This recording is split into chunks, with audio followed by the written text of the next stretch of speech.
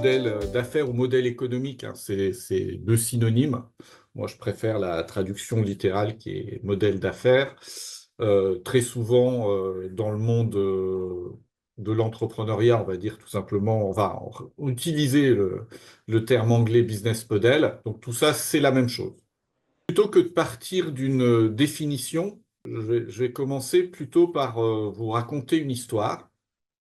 Et puis, on va voir comment cette histoire nous amène sur la piste du modèle de revenu, puis du coup sur le modèle d'affaires. Et puis, on en donnera une petite définition, mais seulement après coup. Donc, cette histoire, c'est pas une histoire de start-up toute récente, loin de là.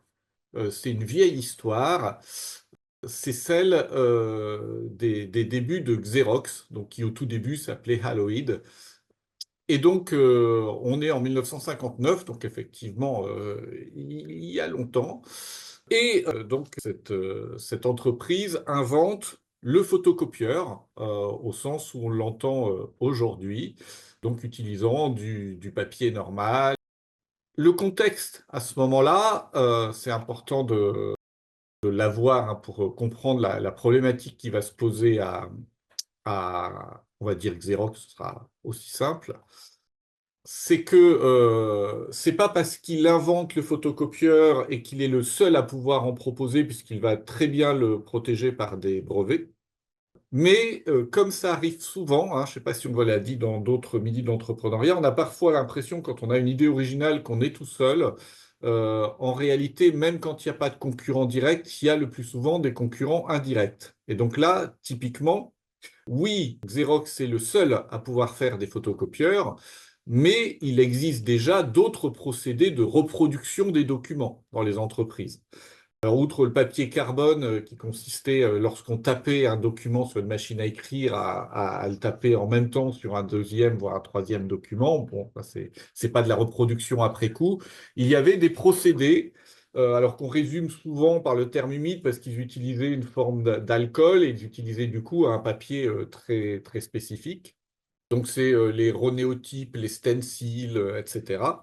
Et globalement, hein, évidemment, il y avait toute une gamme de prix, mais pour donner un ordre de grandeur, le prix, on va dire, un peu classique, c'était autour de 300 $. Alors, ces machines étaient utilisées de façon relativement peu intensive, hein. En moyenne, donc la plupart du temps, entre 15 et 20 copies par jour. Et dans 90% des cas, elles étaient utilisées, enfin, elles réalisaient moins de 100 copies par jour. Le problème qui va se poser à Xerox, c'est que leur machine a un coût de fabrication, rien que la fabrication, d'environ 2 000 $. Donc, vous voyez bien qu'il y a comme un petit souci, puisque leurs concurrents sont à 300 $ et eux, sachant qu'ils ont dépensé beaucoup d'argent pour développer la machine, que donc ils ont besoin de faire de la marge, hein, bien évidemment, et que par ailleurs, bien sûr, il faut prévoir alors soit une marge de distributeur si on passe par un distributeur, soit sa propre marge si on le fait directement, et du coup, tout le financement de la force de vente, etc. Donc évidemment, ça veut dire que on va dire que le prix minimum qu'on aurait pu imaginer, ça serait sans doute autour de 4 000 $. Donc 4 000 contre 300, ça fait pratiquement 15 fois plus cher. Vous voyez bien que il y aurait comme un petit souci pour passer, ne serait-ce que le filtrage des services achats. Alors, pourquoi j'écris? Ils décident de commercialiser eux-mêmes leurs photocopieurs parce qu'ils ont d'abord essayé, je l'ai enlevé de la diapo, c'est pour ça qu'il y a le donc qui est resté, mais euh, c'est quand même intéressant de savoir qu'ils ont d'abord envisagé de faire des partenariats. Ça aussi, ça relève des éléments du business model. On va les laisser de côté pour l'instant, mais voilà, ils avaient contacté Kodak, General Electric, IBM notamment, pour voir s'ils pourraient s'appuyer sur eux pour commercialiser leur photocopieur. Donc personne n'en a voulu, probablement pour les raisons que je viens d'évoquer, hein, à cause du coût de fabrication et du coût du prix qui paraît totalement démesuré par rapport au procédé utilisé à ce moment-là. Et bon, eux, ils y croient, donc ils se lancent quand même. Simplement, bah, ils ne vont pas pouvoir le vendre. Je dirais le modèle de revenu le plus classique, c'est vous avez un certain coût de fabrication, vous allez vendre votre produit plus cher que ce qu'il vous a coûté. Ça, c'est vraiment le classique des classiques dans l'industrie ou le commerce. Et ça, concrètement, ils peuvent difficilement l'envisager.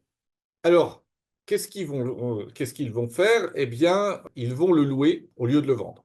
Et c'est là où ils vont élaborer un modèle de revenu très astucieux. C'est que bah, ils vont essayer de repérer quel est un peu le coût d'utilisation de ces machines, des procédés humides. Or, c'est un coût d'utilisation relativement élevé, hein, puisque bah, le papier est un papier spécifique, il y a du consommable, hein, l'alcool utilisé spécifique également, et encore, je pense que dans l'évaluation, il n'y a pas le coût de main-d'œuvre, parce que c'est des machines, la plupart du temps, entièrement manuelles, c'est-à-dire vous tournez une manivelle pour faire passer les feuilles. Donc en fait, à partir de ce calcul de coût, eh bien, ils vont fixer le prix de leur loyer de manière à ce que, au niveau des services achats, ils puissent argumenter sur le fait que oui, c'est un peu plus cher, leur machine, mais vraiment pas beaucoup plus cher que ce que leur coûte leur procédé humide en exploitation, pas à l'achat, et que bah, c'est un forfait qui inclut 2000 copies. Et vous vous souvenez que la plupart de ces machines réalisent 15 à 20 copies par jour. Et en tout cas, dans 90% des cas, moins de 100 copies. Et vous voyez que si vous prenez une vingtaine de jours de travail, bon, c'est un tout petit peu plus, mais par mois, vous obtenez le plafond haut qui est d'à peu près 2000 copies. Donc bah, ils se disent, oui, bah, ça paraît, voilà, ça paraît en phase avec l'utilisation réelle que l'on fait de nos machines. A priori, on paiera effectivement 95 dollars par mois.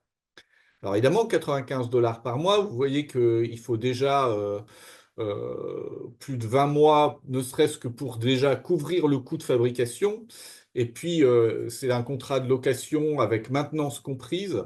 Et donc, bah, il y a tous les coûts en plus de maintenance, etc. Donc, en soi, à 95 par mois, le problème, c'est que bah, ce n'est pas rentable pour Xerox. Mais vous vous doutez qu'il y a un petit quelque chose. A priori, Xerox est une entreprise qui existe toujours. Ben, c'est que si on dépasse le forfait, là, il va falloir payer 4 cents par copie.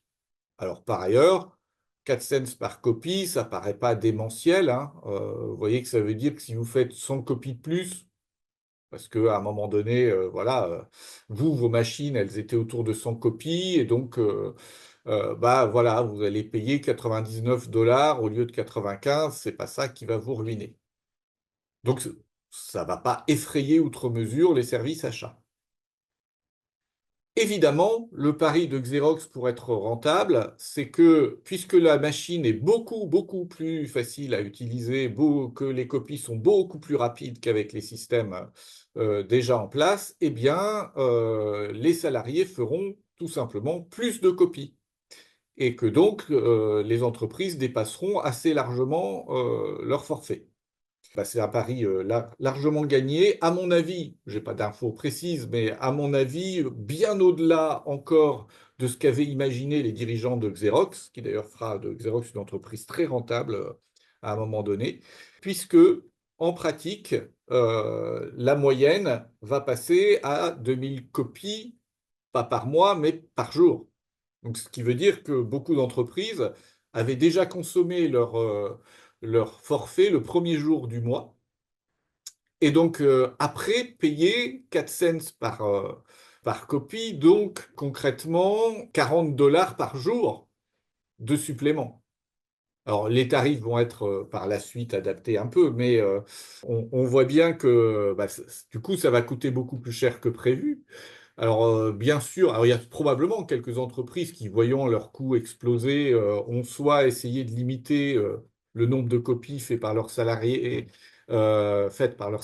soit ont carrément retiré le photocopieur. Mais je pense que vous imaginez bien aussi que quand vous avez mis en place une machine qui est très agréable à utiliser, performante, etc., la retirer et dire bah, vous allez revenir à la vieille manivelle, c'est extrêmement difficile à faire passer. Donc la plupart des entreprises vont garder leur photocopieur et payer beaucoup plus que 95 dollars par mois. C'est comme ça que Xerox a décollé. Alors, vous voyez que cet exemple il est très centré sur le modèle de revenu, c'est-à-dire ils se sont posé la question, OK, on ne peut pas générer du chiffre d'affaires bah, de la manière la plus habituelle, c'est-à-dire en vendant nos produits plus chers que ça nous coûte de les fabriquer. Du coup, on a imaginé quelque chose d'autre. Et c'est vrai que le modèle de revenu, ça n'est, je vais y venir après, hein, mais qu'une des composantes du modèle d'affaires. C'est vrai aussi que c'est une composante assez importante qui, lorsque le modèle de revenu est original, a tendance à conditionner un peu une partie du reste. Mais le fait que l'aspect central dans l'exemple soit le modèle de revenu, il est aussi intéressant parce que le terme de business model, il est apparu en fait concrètement dans le sens où on l'entend aujourd'hui, seulement à la fin des années 1990, hein, donc très très longtemps après le, le lancement du Xerox 914. Comme vous êtes très jeune, maintenant je pose même plus la question. Il y a quelques années, je demandais aux étudiants, alors c'était quoi, qu'est-ce qui s'est passé à la fin des années 90 et qui explique que le concept est émergé à ce moment-là. En fait, c'est la première vague du web et c'est l'arrivée de nouveaux acteurs, alors certains faisant du commerce électronique comme Amazon, mais d'autres, bah, par exemple, proposant une meilleure recherche sur les sites web comme Yahoo ou plus tard, un peu plus tard Google. Voilà, donc il y a ce type d'acteurs qui arrivent et qui du coup se trouvent dans une situation où assez souvent la manière de réaliser du chiffre d'affaires ne va pas de soi. C'est-à-dire que, OK, vous proposez un moteur de recherche. Bah, moteur de recherche, vous n'allez pas dire, bah, vous allez payer 1 € à chaque fois que vous allez faire une recherche sur mon moteur, parce que vous allez avoir peu de personnes qui vont choisir votre moteur. Et donc, vous êtes obligé d'imaginer autre chose. Et donc, se poser, j'allais dire déjà la question de la monétisation, puisqu'elle s'est beaucoup posée après pour les réseaux sociaux. Alors, c'est pour ça que très fréquemment, on assimile modèle d'affaires et modèle de revenu. Donc, j'insiste un peu dessus. Le modèle de revenu est un élément important du modèle d'affaires, assez central évidemment, mais ça n'est pas le modèle d'affaires. Donc, voilà, ce que je vais dire par la suite pour décrire un peu les éléments clés d'un modèle de revenu, ne dites pas après, bah, voilà, mon modèle d'affaires, c'est ça, en ne décrivant que votre modèle de revenu. Alors, quelques mots quand même sur ce modèle de revenu. Évidemment, il y a des facteurs multiples, hein, le volume, pratique du marché, etc. On ne va pas les passer tous en revue, hein. Parmi les facteurs qui vont avoir un rôle particulièrement important dans le choix du modèle de revenu, il y a le prix que l'acheteur est prêt à payer. L'un des problèmes qui s'est posé, par exemple, justement sur la première vague des dot-com, hein, sur le web, c'est que la pratique sur l'Internet était jusque-là une pratique de partage, de gratuité, etc. Et donc, bah, ça a été d'autant plus difficile ne serait-ce que d'imaginer que des personnes puissent payer pour des services sur Internet. Donc là, on voit que l'acheteur n'est pas prêt à payer cher. J'imagine que si je vous dis, êtes-vous prêt à payer 1 € ou même moins à chaque fois que vous faites une recherche sur Google, vous allez changer de moteur de recherche en fait. Et au passage, il y a assez souvent un produit principal et des choses autour. Donc parfois, on peut détacher le produit. Des fois, on vend justement l'ensemble. C'est un des modèles de revenus possibles de pousser en fait un produit et des produits complémentaires autour. Mais on peut aussi les décomposer. Alors, les prix pratiqués par les concurrents, et là, direct ou indirect, hein, l'exemple de Xerox, et voilà, on l'a vu juste avant, donc je pense qu'il n'y a pas besoin de revenir sur le lien. Évidemment, ces deux facteurs ne sont pas indépendants l'un de l'autre, hein. C'est bien parce qu'ils étaient habitués à payer des Renéotypes 300 $ que les acheteurs, a priori, n'auraient pas été prêts à payer un photocopieur 4000 $. Donc il y a bien voilà, un lien entre les deux, mais euh, néanmoins, c'est pas la même chose, hein. Vous avez d'autres éléments qui peuvent faire que l'acheteur est prêt à payer plus ou moins. Par ailleurs, là, je simplifie au maximum, hein. Il est évident que quand on dit l'acheteur ici, la réalité, c'est que vous avez des acheteurs et qui ne sont pas tous prêts à payer la même chose. Et vous pourrez jouer là-dessus aussi dans votre modèle de revenu et plus globalement, pour le coup, dans votre modèle d'affaires. Et puis évidemment, bah, du coût du produit. Là, ici, le problème, c'est que de toute façon, le fabriquer coûtait 2000 $. Après, vous avez beaucoup de modèles dans lesquels vous avez peu de coûts variables, notamment sur tout ce qui est immatériel, hein. Une application, un réseau social, une plateforme de mise en relation, tout ça, vous allez avoir surtout des coûts fixes. Donc, c'est-à-dire que même si vous avez peu d'utilisateurs, bah, vous aurez quand même des coûts. Et à l'inverse, ils n'augmenteront pas proportionnellement au nombre d'utilisateurs. C'est ça qu'on appelle un coût fixe. C'est un coût qui est indépendant du nombre d'utilisateurs. Alors, en pratique, il n'y en a pas beaucoup qui sont totalement fixes. Ça marche ça fait des sauts d'escalier. C'est-à-dire qu'à un moment donné, si vous avez plein de monde qui se connecte à vos serveurs, par exemple, vous allez devoir changer de serveur pour un serveur plus puissant. Et évidemment, c'est encore plus évident si vous avez une activité industrielle. À un moment donné, bah, il vous faut une deuxième usine. Mais voilà, il y a aussi bah, ce coût minimum que vous aurez même si vous avez très peu d'utilisateurs. Évidemment, vous allez essayer de faire en sorte que votre modèle de revenu reflète le mieux possible, quand c'est possible, ça ne l'est pas toujours, hein, mais la structure de vos.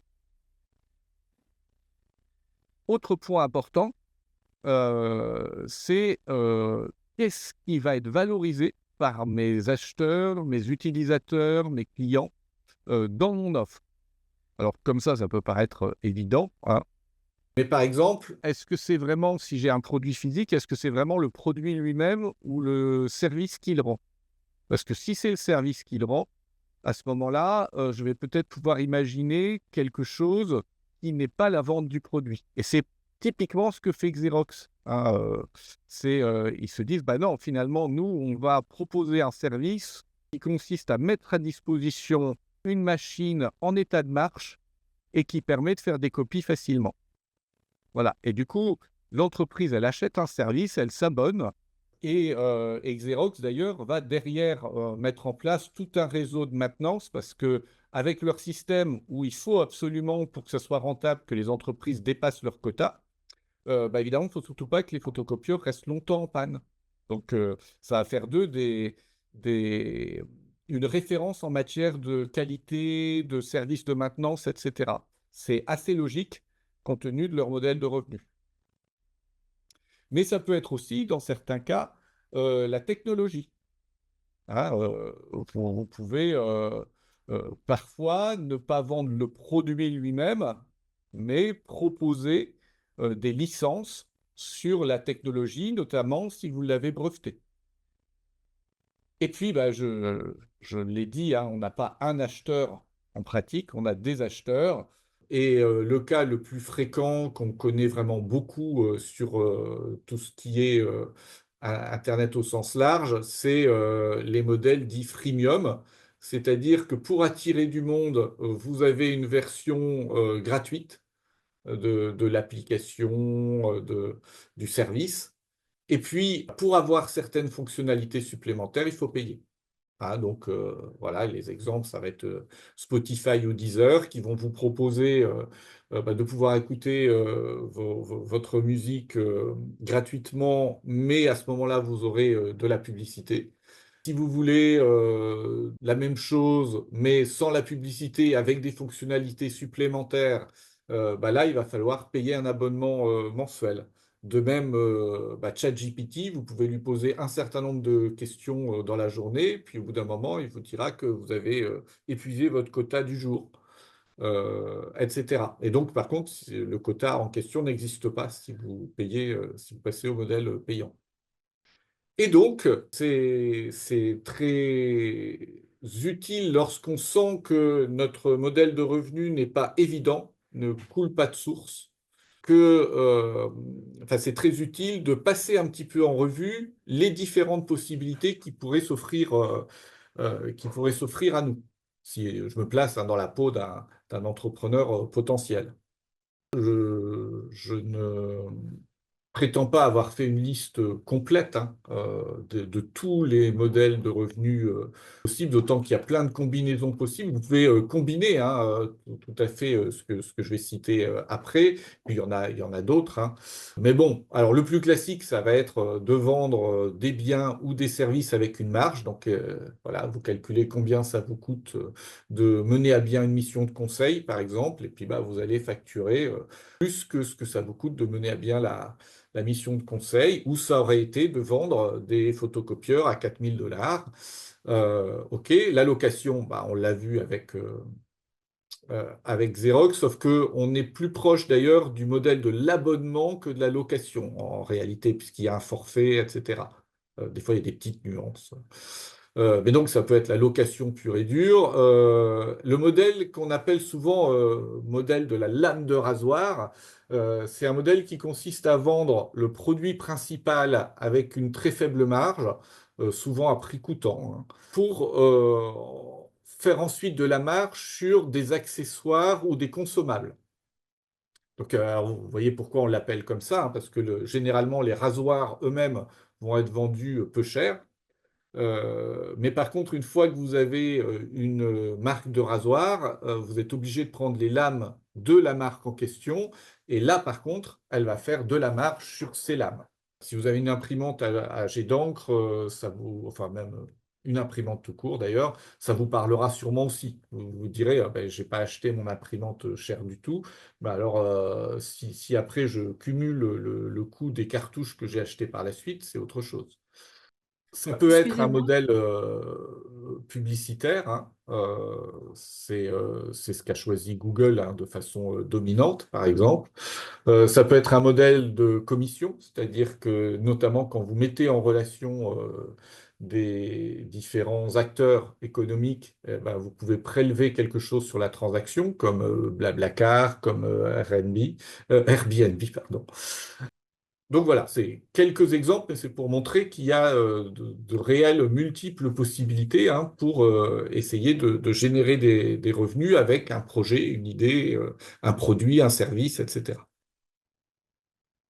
Et donc, s'il s'avère que, par exemple, ils sont prêts à payer beaucoup moins que ce qu'il vous faut, vous, pour faire le modèle vente de biens ou vente de services avec marge, du coup, vous allez à ce moment-là réfléchir à quelque chose d'alternatif.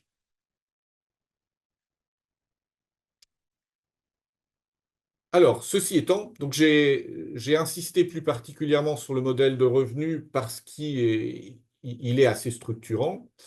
Parce que ça a été le point de départ des réflexions en termes de business model.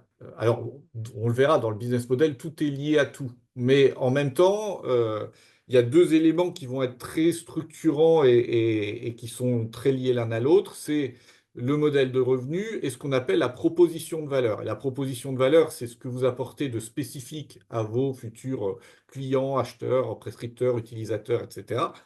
Et, euh, et c'est ce qu'il y a ici dans, il faut clairement définir ce qui est valorisable dans l'offre. Je n'ai pas utilisé le terme ici, mais pour ceux qui connaissent déjà, ici, normalement, hop, quand on raisonne business model, on met proposition de valeur. On va y revenir hein, sur ce point. Mais du coup, c'est pour ça que j'ai insisté sur le modèle de revenu. Maintenant, pour que les choses soient tout de même assez claires, il faut dire que le modèle d'affaires n'est pas que le modèle de revenu. Et d'ailleurs, si on regarde bien, le modèle de revenu n'a aucun sens tout seul. Euh, déjà, dans la slide précédente, je vous ai parlé de l'offre, donc comme je le disais tout de suite, quelque part de la proposition de valeur, et je vous ai parlé aussi des coûts. Donc, quelque part, je vous ai déjà amené, alors que c'était consacré au modèle de revenu, je vous ai déjà amené d'autres éléments, en fait, qui ne sont pas du revenu. Et c'est pour ça que quand on décrit un business model, on va décrire quelque chose de plus vaste et un ensemble d'éléments qui sont interreliés les uns aux autres. Ce qu'on va retrouver, alors après les définitions précises de ce qu'on va mettre dans un business model, ça varie un peu en fonction des auteurs, si on raisonne d'un point de vue académique, du modèle qu'on utilise, si on raisonne d'un point de vue pratique. Donc il y a des variantes, mais ce qu'on va retrouver de manière assez systématique, hein, c'est toujours une description du modèle de revenu, la structure des coûts. Et puis, on va également nécessairement évoquer les partenaires, puisque dans vraiment 99,99% des cas, au moins, on ne peut pas tout faire tout seul. Et donc, on va forcément s'appuyer sur des partenaires. Mais évidemment, les partenaires, ils vont vouloir leur part du gâteau. Donc, du point de vue financier, il y a le partage de la valeur avec les partenaires. Et puis, il y a la description des aspects à la fois stratégiques et organisationnels. Alors, quand je dis description, c'est une description synthétique, hein. Ce n'est pas quelque chose d'extrêmement approfondi. Ce n'est pas comme ce qu'on va faire dans les 30 pages d'un business plan, hein. On va le voir, généralement, un business model, on peut le projeter sur une seule slide. Et donc, on va décrire brièvement les aspects donc, stratégiques et les aspects organisationnels forts, on va dire, sur lesquels reposent ces aspects financiers. Donc, évidemment, derrière le modèle de revenu, il y a des produits, au sens produit ou service, hein.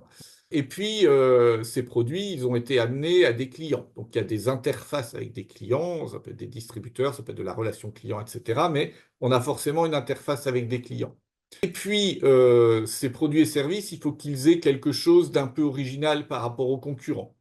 Donc, généralement, on va se préoccuper de quelles sont nos compétences, quelles sont les compétences que l'on détient, nous, que ne détiennent pas les concurrents. Ah, en stratégie, la définition est un peu plus précise que ça, mais pour un webinaire d'introduction, retenez que c'est des compétences que n'ont pas nos concurrents et qui font que notre offre n'est pas exactement la même que la leur. Et parfois, pas du tout la même, mais même si c'est pas exactement, ça marche. Et puis, notre réseau de partenaires. Si néanmoins vous êtes gêné, si au bout d'un webinaire d'une heure, vous n'avez toujours pas la moindre définition, je vous en donne une quand même, la plus simple que j'ai trouvée, mais qui est très souvent utilisée, hein, c'est pas juste parce que c'est la plus simple. C'est une description, j'oublie toujours de rajouter synthétique, mais on peut retenir que c'est une description synthétique de la manière dont une entreprise crée et capte de la valeur. Alors là, je prends l'entreprise parce que c'est vrai que voilà, c'est modèle d'affaires, business model à l'origine, c'est vraiment fait pour le monde des entreprises et même tout à l'origine pour le monde des startups. On peut tout à fait transposer ça sur des organisations plus publiques, hein. Il n'est pas rare d'entendre parler du modèle économique des universités, par exemple, parce qu'il n'y a pas que la subvention du ministère qui fait vivre les universités. Et donc, alors c'est là probablement que se justifie le fait d'utiliser le terme de modèle économique. C'est que, voilà, qui dit business model ou modèle d'affaires, fait penser au monde des affaires, forcément. Mais en même temps, modèle économique peut laisser penser que c'est avant tout le côté financier, alors qu'il y a toute une dimension stratégique et tout aussi importante. Et donc, la description synthétique de la manière dont l'entreprise crée et capte de la valeur, c'est, je pense, un bon résumé. Alors, quelques mots assez rapides sur pourquoi c'est intéressant de raisonner en termes de business model. Parce que finalement, si vous rencontrez des entrepreneurs, et que vous leur parlez de business model, ben, beaucoup vont vous répondre, ah oui, bah, c'est concept à la mode, je sais bien que vous apprenez ça. Mais enfin bon, moi, j'ai jamais décrit un business model de ma vie et mon entreprise, vous voyez, elle se porte très bien.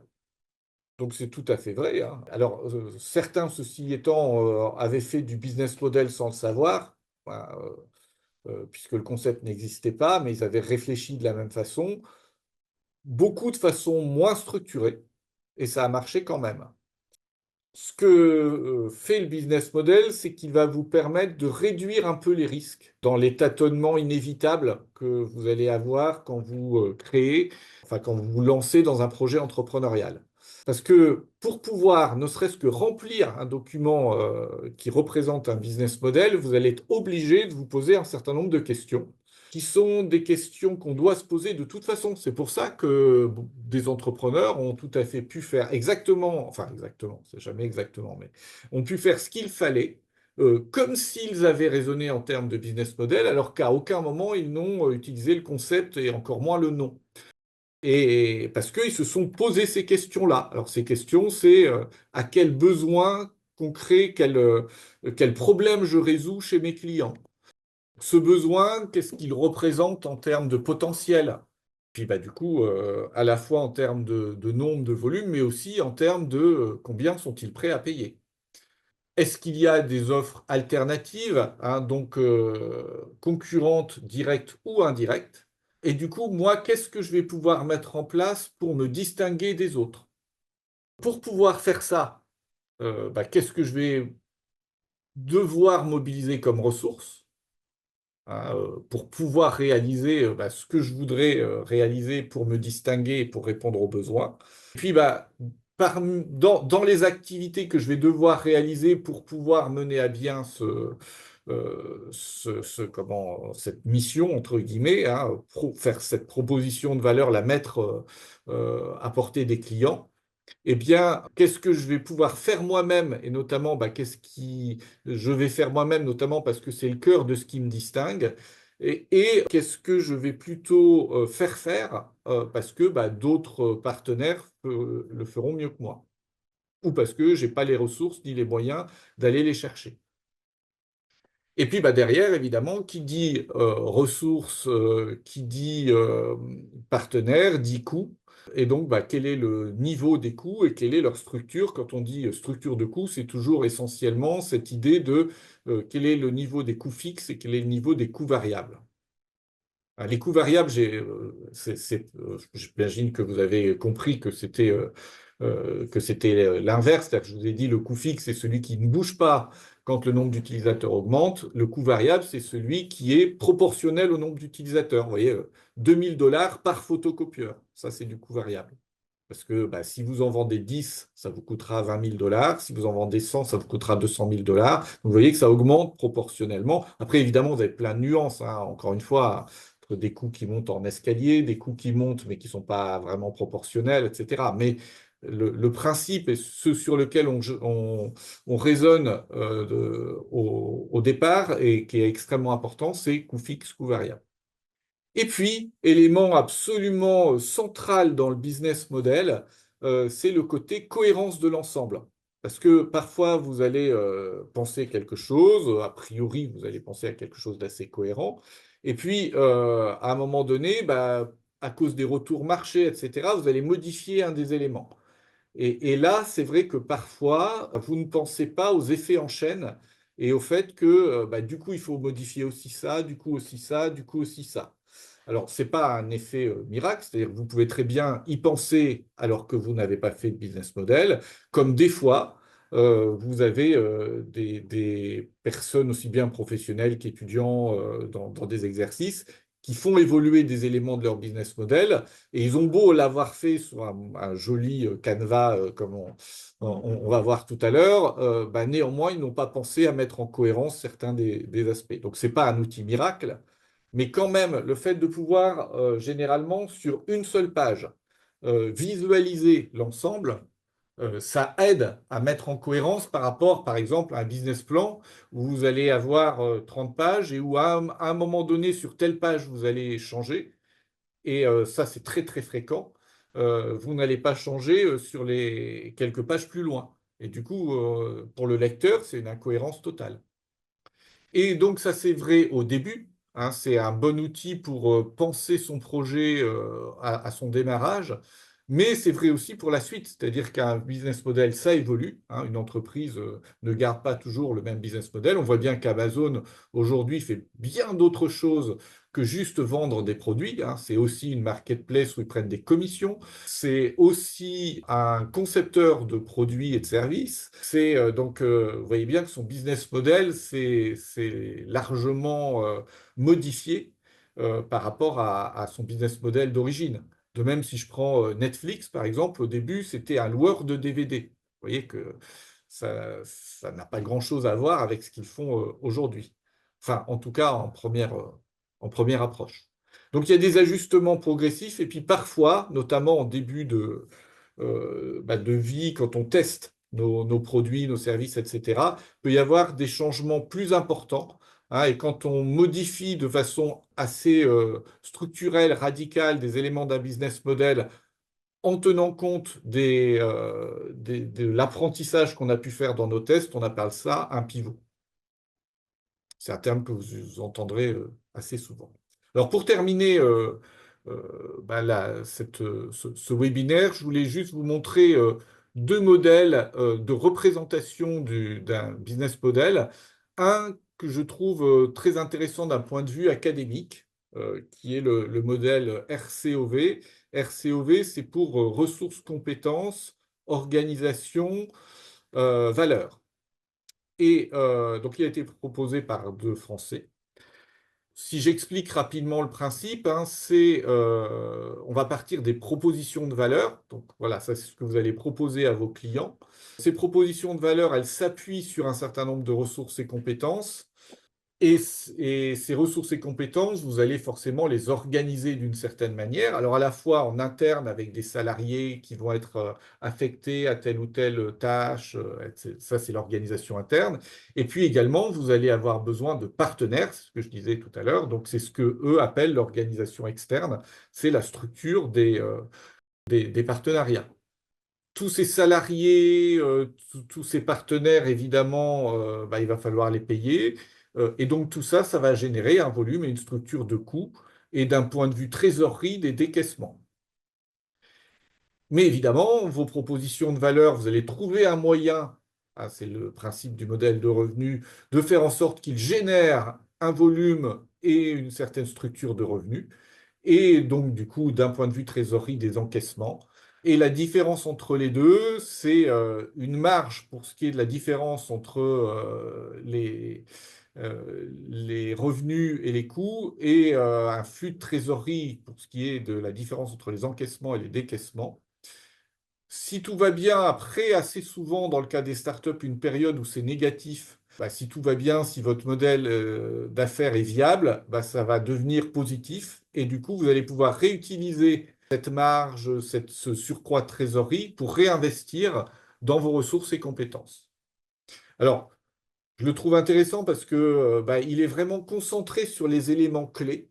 Il permet d'expliquer très facilement la logique, vous voyez, hein, avec les flèches, et accessoirement, mais ça, c'est n'est pas un point que je vais développer ici dans le webinaire, mais dans des cours plus en master où je donne les mêmes exemples, on fait le lien avec une approche en stratégie qui s'appelle l'approche par les ressources et compétences. Donc, ça permet aussi de relier ça à une approche de la stratégie d'entreprise.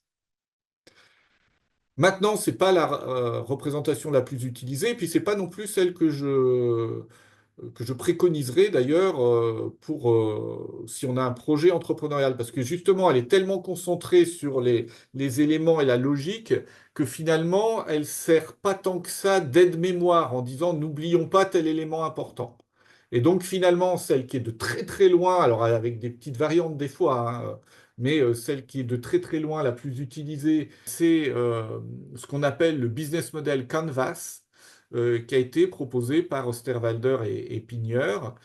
Et alors là, il est beaucoup plus, vous le voyez, structuré autour des questions clés qu'on va avoir à se poser. Donc, si on démarre, alors Si on est plutôt dans une logique où on répond à des besoins bien identifiés, on va commencer par la droite et on va remonter vers la gauche.